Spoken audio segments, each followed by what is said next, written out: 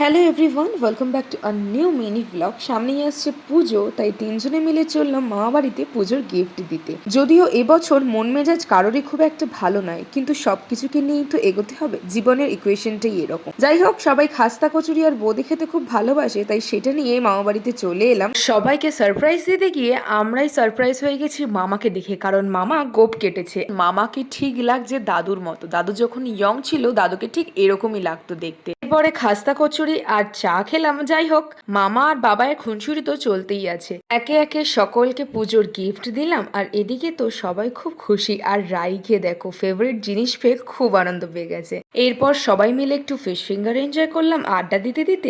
দাদা গিয়েছিল পড়াতে, ও বাড়িতে এলো, দেন ওর গিফটটা দিয়ে নানার সঙ্গে দেখা করে নানার গিফট দিয়ে আমরা চলে এলাম বাড়ি। আর মামা আমাদের জন্য ডিনার পাঠিয়ে দিয়েছিল। তো ডিনার করে, স্কিন কেয়ার করে, ওষুধ খেয়ে এখন যাচ্ছি ঘুমোতে। আজকের মতো টাটা, লটস অফ লাভ।